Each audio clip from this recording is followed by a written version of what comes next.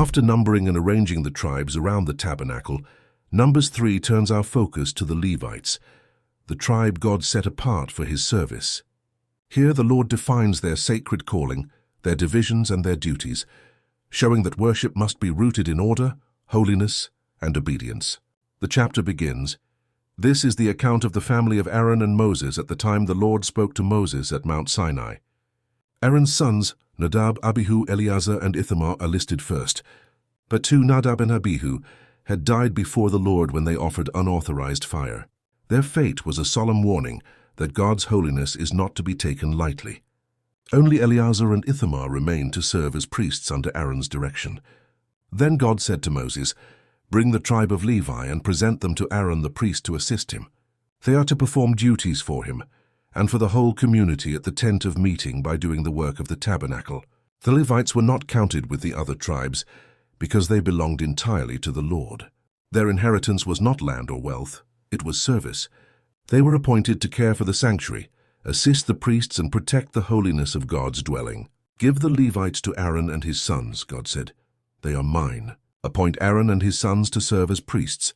Anyone else who approaches the sanctuary is to be put to death." This command set clear boundaries between the holy and the common, foreshadowing the truth that only through the priesthood, and ultimately through Christ, our eternal high priest, can humanity approach God. Moses was told to count the Levites by families, the Gershonites, the Kohathites, and the Merarites, each with unique responsibilities. The Gershonites.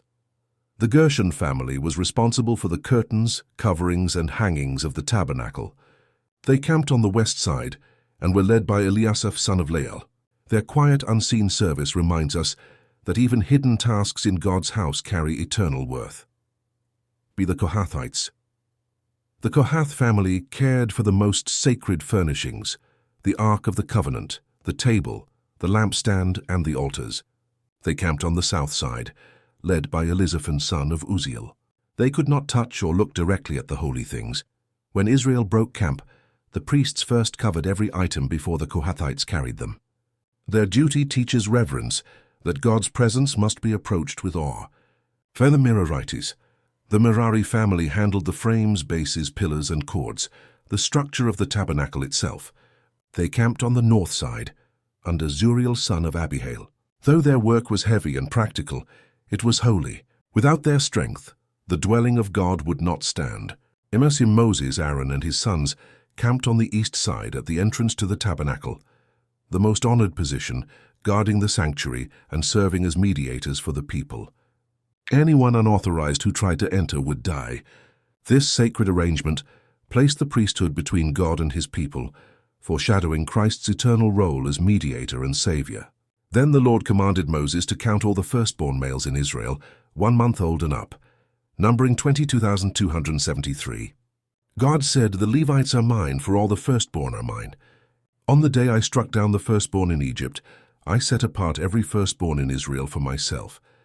The Levites were taken in place of the firstborn from every tribe, a powerful picture of substitution and redemption.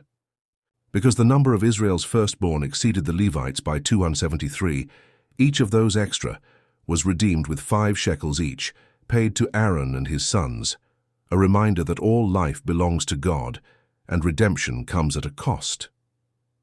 Numbers 3 reveals the beauty of divine order. Every family had a place and every task a purpose. From carrying curtains to guarding the ark, each role was sacred.